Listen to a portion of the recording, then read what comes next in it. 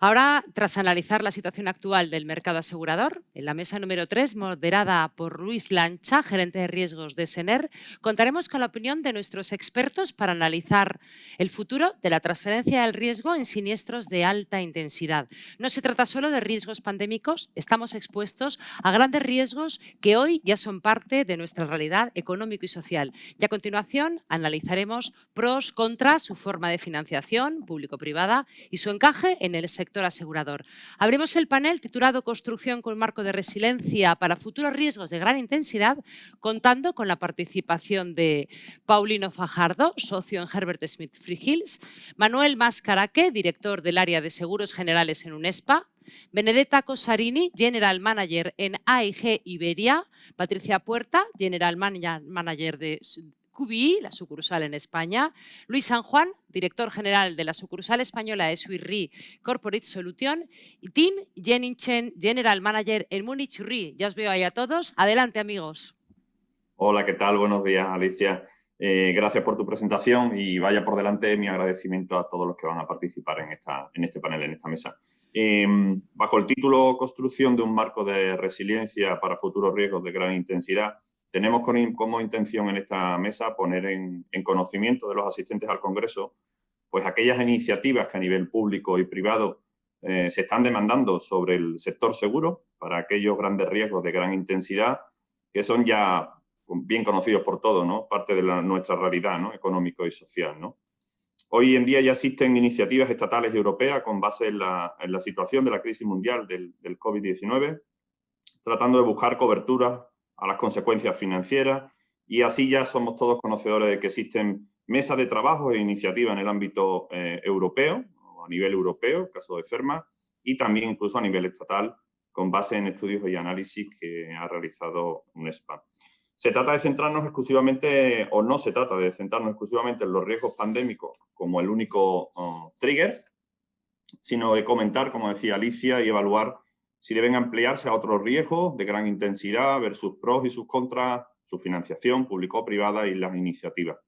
Nosotros hemos considerado que sería interesante en este panel diferenciar a tres grandes bloques, para hablar primero de las iniciativas, después del tratamiento y las respuestas, del mercado privado de seguros y, por último, la extensión a otros riesgos. Iniciando directamente con el primero de los bloques, iniciativas público y privadas, creo que tiene todo el sentido arrancar con una pregunta que me gustaría hacerle a Luis San Juan, y es, bueno, realmente, pues esto no lo hemos visto. ¿A quién hay que reprocharle esta falta de preparación? Buenos días a todos. Si os parece, antes de contestar a la pregunta, permítanme agradecer a AGERS la organización de esto. Cuando venía esta mañana en el camino de la oficina, me he dado cuenta que era el primer día que me pongo la corbata en los últimos 9 meses, con lo cual se agradece, ha sido una inyección de optimismo. Esto puede llegar a ser normal otra vez. Para responder a tu pregunta, cuando tenemos poco tiempo lo voy a concentrar. Me voy a basar en un informe que me ha hecho llegar María Dolores Pescador sobre el COVID y la percepción. Es una encuesta que se ha hecho a 1.100 y pico consejeros y primeros ejecutivos de compañías en toda España, todo tipo de compañías, no solamente del sector asegurador, y el resultado del informe dice que el 84% de estas personas encuestadas no tenían en sus planes de contingencia el impacto de una pandemia. Eso nos da una medida de la falta de preparación que había. Y por otra parte, tampoco es de extrañar, porque aunque hubiésemos considerado en nuestros mapas de riesgos el tema de la pandemia, inmediatamente hubiéramos considerado que era algo de muy baja probabilidad y, por lo tanto, colocado en la banda verde de nuestro mapa de riesgos. Es cierto que el sector estaba ofreciendo algunas coberturas específicas relacionadas con pandemias, pero la demanda era prácticamente nula. Y tenemos casos en España, me consta, de compañías a las que se les han ofrecido este tipo de coberturas y que no las han querido comprar. Pese a todo, había líneas de negocio que sí que estaban dando implícitamente cobertura de pandemias, como eran los temas de contingencia o como es el tema de surety, que están dando como resultados, a nada que os leáis las presentaciones de resultados que se han producido en las últimas semanas de los distintos grupos y compañías aseguradoras, que todos presentamos reservas o indemnizaciones ya pagadas de cientos de millones. El dato lo daba antes Alfredo Arán, de 60.000 millones en su conjunto. de impacto de la crisis del coronavirus en el sector asegurador. O sea que no lo hemos visto, los pocos que lo habían visto lo han infravalorado y ahora estamos pagando las consecuencias. Sin duda, Luis, no hemos encontrado una situación que no tiene precedente, ¿no? Pero, sin embargo, la gestión de la nueva realidad obliga a tomar decisiones que constituyan o que constituyen nuevos riesgos, ¿no? Aquí podemos hablar de previsibilidad o no y de mecanismos, ¿no? Pero a mí me gustaría hacerle una pregunta a Paulino, ¿no? ¿Qué tipo de mecanismos, ¿no?, se podrían poner en marcha para gestionar estos riesgos de forma no solo eficaz, sino también sostenible, ¿no? Gracias, Luis. A mí me parece que la solución que se está poniendo en la mesa ya desde el mes de marzo es volver al principio, es volver a fórmulas de mutualización del riesgo y ser consciente de que hay riesgos no ya pandémicos, como estáis diciendo esta mañana, ni siquiera sistémicos, sino riesgos que consiente la sociedad para los que el sector asegurador ni tiene ni puede dar ningún tipo de respuesta o una respuesta plausible. Y esas vías de mutualización vienen por la creación o de fondos de compensación privados, como ya se hizo en otro ámbito, en primer lugar en el tema de contaminación y riesgos medioambientales, y ha funcionado bastante bien, que son fondos sectoriales, y otra forma pues es acudir al sector público, no para que ponga dinero, sino para que gestione la creación de los fondos que pueden atender ese tipo de riesgos. El ejemplo más obvio lo tenemos en España en el consorcio, pero el consorcio ha sido copiado en muchos países para acceder a situaciones parecidas. Así que mutualización, fondos privados o gestión pública de esos riesgos. Gracias, Paulino. Mira, habiendo iniciado este primer bloque de iniciativas público-privadas, yo creo que contando aquí con Manuel, cabe directamente ya la pregunta de cuál es la iniciativa, ¿no?, que se está llevando desde ONESPA y qué nos puedes compartir, ¿no?, a todos. Sí, hola, buenos días. Por supuesto. Bueno, lo primero que me gustaría indicar que nos encontramos, por ejemplo, en el ámbito de la pandemia, nos encontramos un riesgo sistémico de elevada intensidad y que no cumple los principios de técnica actuarial de aseguramiento y, por lo tanto, el sector asegurador por sí mismo no podía dar cobertura a este aspecto. Desde lo que sí me gustaría transmitir es desde que empezaron los primeros debates a nivel europeo para cubrir el gap existente, principalmente en la garantía de pérdida de beneficios, hay que indicar que las entidades fueron muy sensibles a esta necesidad y se consideró necesario trabajar en una ayuda o una cobertura para las empresas y autónomos en la búsqueda de soluciones de cobertura. En UNESPA constituimos una serie de grupos de trabajo, principalmente vinculados a lo que es la interrupción de negocios sin daño material y también para el seguro de crédito. Algunas líneas también de seguros personales han participado en este grupo de trabajo y como resultado se han elevado a la Dirección General de Seguros y al consorcio una propuesta de principios generales de cobertura del riesgo de pandemia en cada una de las líneas mencionadas, y ahora el objeto es poner en marcha, junto con el supervisor y el consorcio, una mesa de trabajo para encontrar posibles soluciones y avanzar en esa posible o hipotética cobertura del riesgo de pandemia, donde parece claro, por la experiencia que tiene el consorcio, juega un papel fundamental en la solución.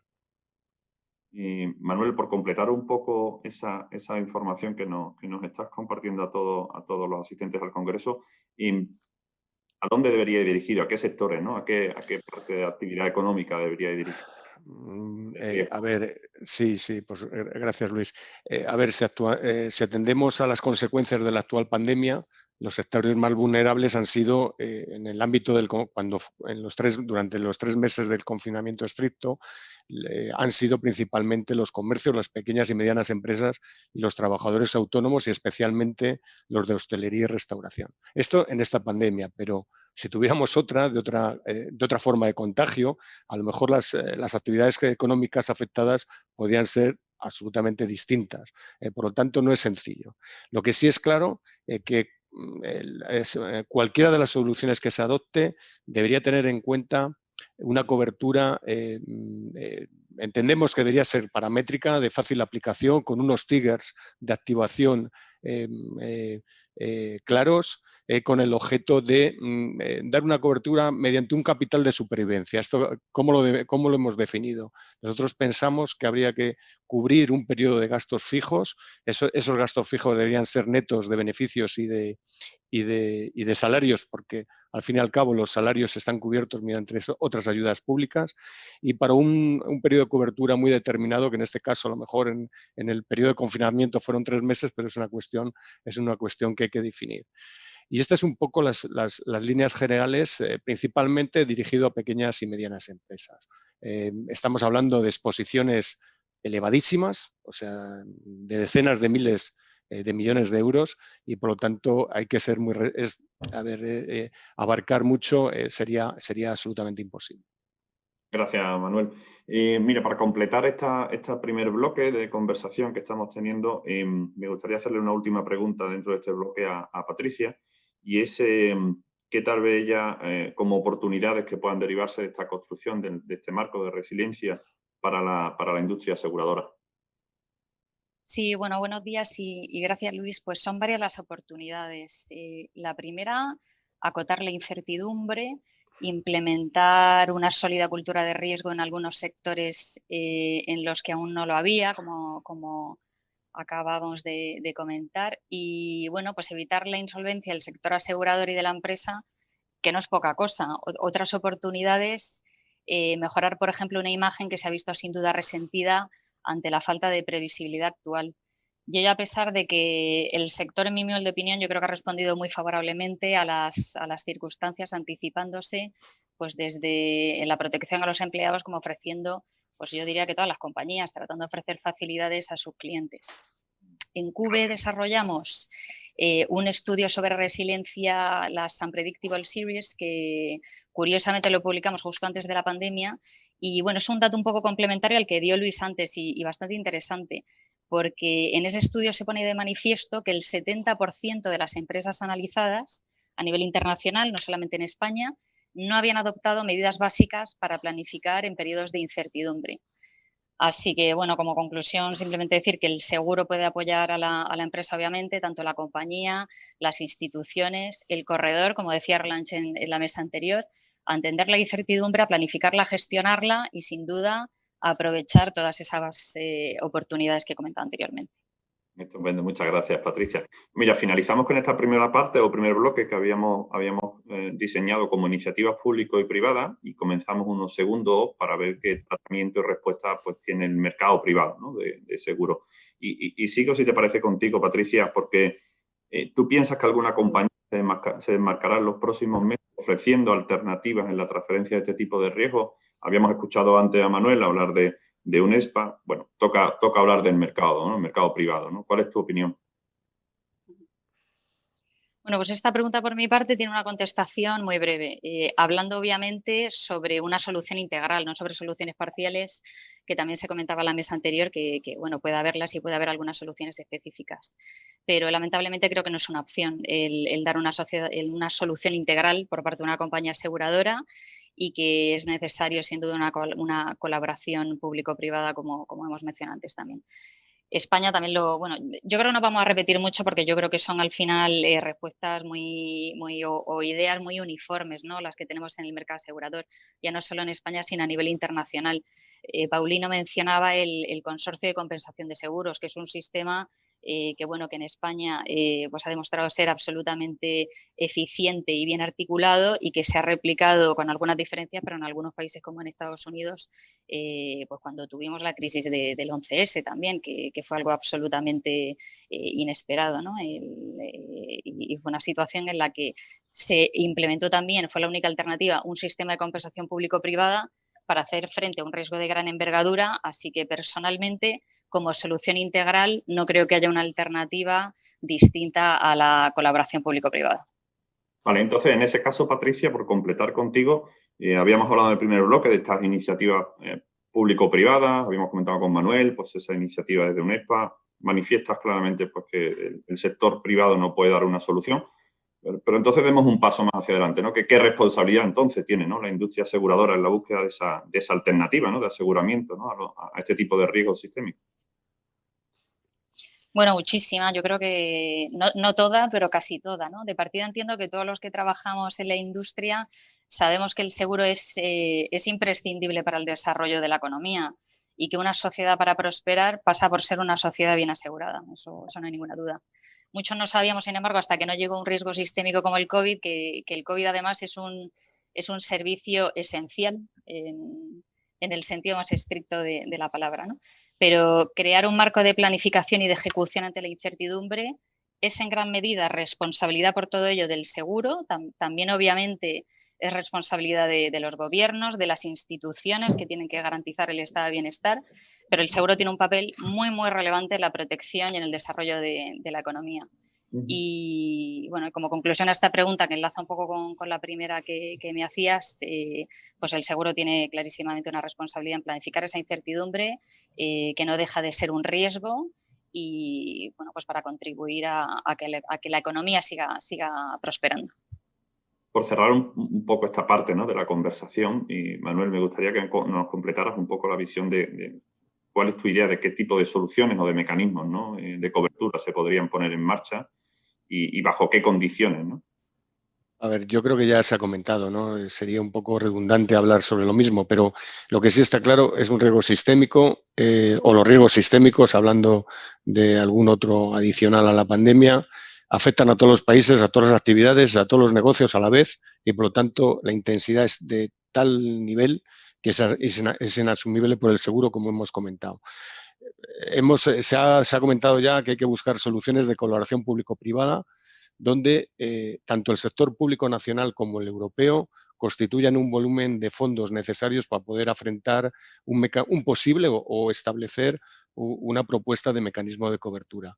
En todo caso, despejando cómo sería este mecanismo de ayuda pública europeo, su estructura y su capacidad, se podría conocer qué capacidad podría aportar luego el mercado privado y poner a disposición también en este segundo nivel o tercer nivel de cobertura qué podría poner a disposición del mercado para complementarla. Pero lo que es relevante es que estamos hablando de intensidades tan elevadas o posibles exposiciones tan elevadas que ni siquiera el Consorcio de Compensación de Seguros podría afrontarlo. Por lo tanto, es necesario primero una ayuda a nivel público europea, evidentemente también a nivel local, ayuda pública a través del consorcio, y luego, cuando conozcamos qué capacidad existe de este volumen de ayuda, poder complementarla con el seguro privado. Pero lo que sí está claro es que la capilaridad que aporta el seguro privado que llega a todos los individuos, a todas las actividades, sería una muy buena forma de canalizar esta ayuda pública, como han sido, por ejemplo, los bancos con los créditos o préstamos ICO. Sería algo semejante. Gracias, Manuel. Por completar esto y de manera muy, muy breve, Luis, ¿qué otras aportaciones crees tú, ¿no?, que se pueden realizar desde el sector, ¿no?, brevemente? No, más allá de lo que es la pura transferencia de riesgos, el sector seguros cuenta con datos, cuenta con muchísimos datos y cuenta con una metodología de trabajo de esos datos, de análisis y de modelización de los datos que pueden ser de mucha utilidad a la hora de aportar soluciones de gerencia de riesgos, de prevención, antes de necesitar la transferencia. En ese sentido, os pongo un ejemplo que nuestra compañía ha anunciado recientemente. Hemos entrado a colaborar con la Trinity Challenge, que es una organización en donde participan pues, Google, participa Microsoft, la Universidad de Cambridge, la Imperial College de Londres, en donde Swiss Re pretende aportar todo el conocimiento que tiene, todos los datos que tiene recogidos de su actividad en el entorno mundial, en esta ocasión es de modo altruista, de manera que se puedan hacer análisis que contribuyan a una lucha más eficaz contra el desarrollo de la pandemia actual, la del coronavirus. Pero no solamente en situaciones como estas. Nuestro grupo está convencido de que tenemos que utilizar y que tenemos que avanzar en ese sentido, de colaborar con los clientes en la gerencia de riesgos, y estamos buscando continuamente socios, situaciones de partnership, aunque me disgusta utilizar la palabra en inglés, de colaboración con entidades privadas en las que podamos aunar la tecnología que aporte un cliente con los datos que nosotros podemos aportar y generar nuevas soluciones de gerencia de riesgos. Gracias, Luis. Y os hemos escuchado, ¿no?, hablar de iniciativas público-privadas, hemos hablado ahora un poco de cuál sería la respuesta e incluso la responsabilidad del sector. Ya escuchamos en algún otro panel anterior hablar de cautiva y supongo que en todo esto los gerentes de riesgo también tenemos mucho que hacer, ¿no? Entonces, me gustaría preguntarte, Benedetta, ¿qué tendencia, ¿no?, estás observando, ¿no?, en la autorización de cautivas? Muchas gracias, Luis. La verdad es que el endurecimiento de mercado se ha visto impactado por las consecuencias de la pandemia, acelerando un cambio de ciclo que ha llegado con todo su ímpetu. No voy a extender más porque creo que en la mesa anterior esto ha quedado suficientemente claro, ¿no? Y en estos entornos de incertidumbre es cuando se buscan soluciones alternativas que aporten estabilidad en la gestión de riesgos y respuestas que el mercado asegurador o no puede dar o lo puede dar en unas condiciones tan severas que muchas veces son inasumibles, ¿no? Es verdad que en los ciclos de mercado duro es cuando se ve un mayor crecimiento en las cautivas y que pueden dar esa respuesta a riesgos que se necesitan proteger y coberturas que muchas veces el mercado no puede ofrecer. Las empresas experimentan un aumento en sus primas sin haber cambiado el perfil de riesgo, por lo cual se ven más inclinadas a aumentar sus retenciones. Últimamente, es verdad, en los últimos años había visto una reducción en el número de cautivas, pero desde mediados del 19 ha habido un interés creciente, ya sea para crear nuevas entidades o para aumentar la utilización o la retención de las ya existentes. Hay incluso una modalidad de alquiler de celdas de cautivas, las PCC, que permiten que esta solución esté al alcance de más empresas. La utilización de cautivas, aparte de aportar una solución, permite también el acceso al mercado de reaseguro e incluso a un mercado de capitales, que esos son también alternativas que en la mesa anterior ya se han comentado y que están muy pocos exploradas en el mercado español y donde hay mucho por hacer todavía. Y al mismo tiempo las cautivas, el contar con las cautivas es una fuente importante para recopilar datos y mejorar la gestión de riesgos, lo cual redunda en beneficio también de las empresas. Lo que se está viendo ahora mismo es que aparte de los seguros que tradicionalmente se estaban incorporando a las cautivas, hay una tendencia creciente a incorporar los seguros de crédito. El seguro de D&O quizás es de los más novedosos, especialmente enfocado a la cobertura de la entidad. La RC profesional, el seguro de ciber, especialmente para empresas tecnológicas que no encuentran capacidad suficiente en el mercado asegurador. Y obviamente ahora en relación con la pandemia, la pérdida de beneficios, especialmente la pérdida de beneficios que no se deriva de un daño material y que es la gran laguna que hay en este mercado y es lo que estamos discutiendo en esta, la dificultad que tenemos para asegurar determinados riesgos en el sector asegurador, ¿no? Y quizás la tendencia también, donde hemos visto una aceleración de esos tipos de seguros que se han incorporado a las cautivas, son los programas de salud y beneficios para empleados. Se está hablando mucho a nivel de cautiva de los riesgos de pandemia. Son riesgos de muchísima intensidad, de poca frecuencia y que quizás tiene todo el sentido incorporar en las cautivas por esos ciclos tan largos y para prepararse para la siguiente. Gracias, Benedetta. Tim, me gustaría que participaras por completar este bloque, pues compartiéndonos tu opinión, ¿no?, sobre si hay algún riesgo en el ámbito financiero que pueda surgir en un entorno post-COVID, que pueda afectar de manera significativa al sector de seguros y a la economía en general y que no hayamos identificado todavía. Gracias, Luis, y gracias a Ajas realmente por invitarme a esa mesa. Y me gustaría realmente enfocar la discusión un poco más allá de la discusión sobre pandemias. Hemos ya hablado también de riesgos como ciber o otros tipos de catástrofes naturales, pero y creo que no estamos olvidando eso, lo que realmente está pasando.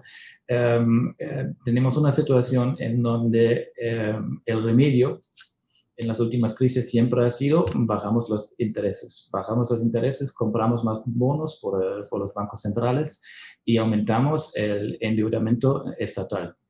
Y ahí veo que se está produciendo ya una situación que lo hace bastante difícil volver a una normalidad en que el interés o tipo de interés te estaba mostrando también el riesgo de una compañía, de una inversión Y estamos en una situación en que volver a esa normalidad posiblemente es un proceso muy largo, es un proceso que durará no solamente años, pero décadas. Y si no tenemos cuidado que está pasando ahí en el mercado de los activos, en el mercado financiero, podríamos encontrarnos en una situación en que hemos gastado en la última crisis ya gran parte de este presupuesto. Estamos gastando un montón de dinero ahora en esta crisis. ¿Y qué va a pasar si llega la próxima crisis? ¿Vamos a tener suficiente capacidad financiera todavía? ¿Qué pasa en los mercados financieros? Hemos visto durante este año la volatilidad y cómo ha sido afectado el mercado financiero por la falta de confianza de repente en agosto, septiembre. Y de repente con la vacuna se ha recuperado fácilmente, solamente con la expectativa que 2021 será mejor. Y yo quiero realmente tomar también aquí el tema que han mencionado mis colegas en la ponencia anterior. Es muy importante que hay riesgos sistémicos. Si hay riesgos sistémicos, es importante gestionar esos riesgos. Realmente la prevención es algo súper importante porque financiar riesgos sistémicos es bastante difícil.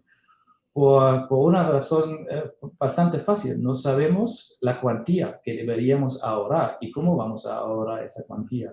Y de repente, y también si estamos solamente viendo lo que está pasando con la pandemia, vemos cantidades súper altos y financiar esos tipos de cantidades sería de antemano, sería ya un esfuerzo bastante grande.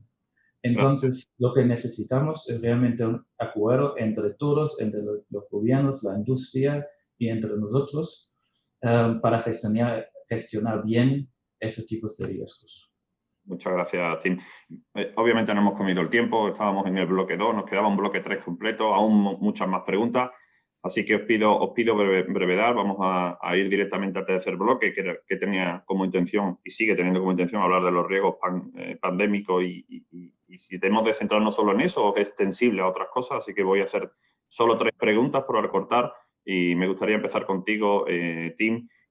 ¿Cuáles son esos otros principales riesgos, ¿no? que Munich identifica? Claro.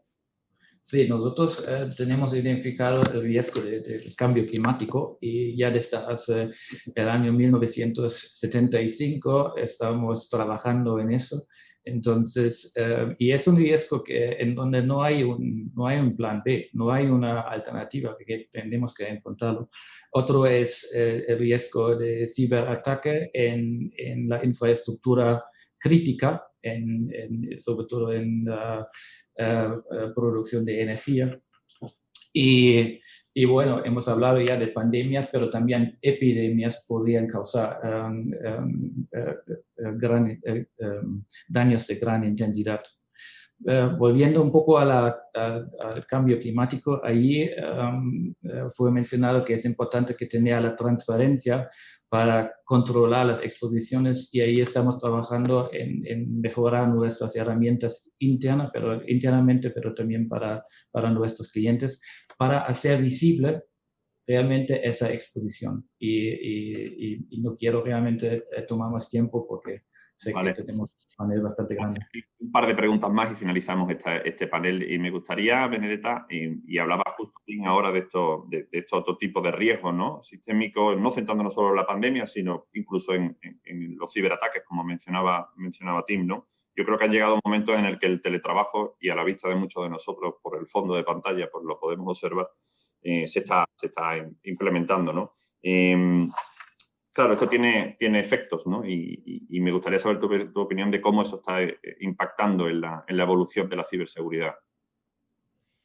Pues muchísimo. Simplemente una reflexión. El seguro de ciber tiene muchos elementos comunes con una pandemia. Una parte de ser un virus, muy distinto, pero puede ser una de las modalidades, ¿no? de los ciberataques es un virus. Estamos hablando de un riesgo potencialmente sistémico que no respeta fronteras y que puede impactar la actividad y la seguridad de personas, empresas e incluso de estados, ¿no? Y causar daños millonarios. Y además, en los últimos meses, agravado por la pandemia, estamos asistiendo a una escalada muy preocupante en la actividad de los hackers en todos los sectores y especialmente en una modalidad de ciberextorsión con un modus operandi cada vez más organizado y sofisticado. Tiene un potencial daño impresionante. Yo creo que estamos todos asustados con lo que estamos viendo en el mundo de ciber. Y en este escenario, obviamente, la ciberseguridad está tomando un protagonismo evidente en todos los ámbitos, incluyendo los planes estratégicos de las empresas. Es un tema que ha pasado del Departamento de Sistemas a la mesa del Consejo y forma parte esencial de la cultura corporativa de cada empresa, involucrando a todas las áreas y a todos los empleados. Lo que pretende la ciberseguridad ahora ha sido un cambio muy importante y muy evidente en los últimos meses. Es precisamente involucrar absolutamente ese análisis de todas las áreas de la empresa para analizar los niveles de dependencia que tiene una empresa de sus sistemas informáticos, bien sea porque tiene comercio online, pero incluso esos sistemas que controlan las maquinarias y que pueden causar un daño material, un daño personal. Y luego valorar esas vulnerabilidades para poner las medidas necesarias para mitigar o prevenir esos posibles daños ante una interrupción total o parcial de la actividad, ¿no? Aparte, por supuesto, de la preocupación que hay por el robo de datos o incluso la utilización de esos datos. Y al final se está hablando, siempre que se habla de los ciberataques y de los riesgos de ciber, se acaba hablando de un daño reputacional que es el gran valor, ¿no?, que tienen que proteger las empresas. Y en el área de gerencia de riesgos, aquí la labor del gerente de riesgos, por supuesto, que es fundamental, también para analizar cómo pueden responder los varios programas de seguros frente a este tipo de exposición, yendo más allá que simplemente la póliza de ciber, que sabemos que ya todo el mundo está muy concienciado sobre ella, pero cómo pueden responder los programas de daños, de RC, absolutamente todos ante una exposición de ciber. Muchísimas gracias, Benedetta. Pues completamos ya esta mesa, si os parece, una última pregunta y pedimos al buen amigo Paulino que nos ayude a hacer un poco el horario de todo esto. Al final es obvio que la sociedad y la empresa está golpeada con toda esta situación y necesitamos certeza y nos gustaría que cerraras el panel, Paulino, pues que nos compartieras tu opinión e incluso el conocimiento que puedas tener de mecanismos, ¿no?, que pueden contribuir para dar esta mayor seguridad, esta mayor certeza, ¿no? Y con esto terminamos el panel. Yo creo que después de escuchar algunas de las cosas que he escuchado esta mañana, la verdad es que empiezo a tener menos certeza, porque para mí una de las causas del problema que tenemos hoy y que creo que va a ser más acusado en el próximo año es la falta de transparencia. Gran parte del problema que tenemos viene de la falta de transparencia en el sector, no solo por parte de la aseguradora, sino en la manera de interpretar por los distintos actores los riesgos que de verdad se están asumiendo y cómo. Yo esta mañana he escuchado a Alfredo, después a Luis y después a Tim hablar de unos macronúmeros que tienen que ver con las reservas que se han dotado, pero yo no conozco a nadie que haya cobrado un siniestro de COVID. Es más, conozco a muy pocas compañías que lo tengan realmente activado y en curso. Y mi gran pregunta es, si le descontamos el mercado duro al COVID, ¿cómo se hubiera reaccionado? Y a mí me parece que hay un ejercicio de transparencia del sector que creo que es muy importante que se traslade. Porque si no, estamos distorsionando totalmente los criterios de gerencia de riesgos y ahora viene un riesgo de este tipo y lo único que hacemos es lo de siempre, es mirar para arriba y mirar al sector público. Yo creo que tenemos que ser un poco más creativos y un poco, no quiero decir serio, pero me voy a ver obligado a decirlo. Yo entiendo que hay una incertidumbre grande ahora, pero por lo menos tendría que haber transparencia. Y me parece que de futuro debe haber una mayor colaboración tanto en la manera de abordar la suscripción, yo hablaba al principio de volver a la mutualización del riesgo, como a la hora de tratar la siniestralidad. No es de la pandemia, es del mercado duro. Yo nunca he visto tantos rechazos y tantos pleitos de cobertura como en la situación actual. Entonces, esa reflexión me parece que es muy importante ponerla en la mesa. Un sector tan convulso y tan poco transparente no puede ser resiliente. Muchísimas gracias, Paulino. Gracias a todos. Pido disculpas porque bien somos todos conocedores de que teníamos alguna que otra pregunta. El tiempo nos apremia. Yo creo que nos toca también ser cortés con el resto de mesas y de debates que va a haber. Así que nada, en nombre de AGERS, daros las gracias y dar paso directamente a Alicia para no pasar más tiempo, ¿no? Gracias a todos. Gracias. Muchas gracias a vosotros. Gracias.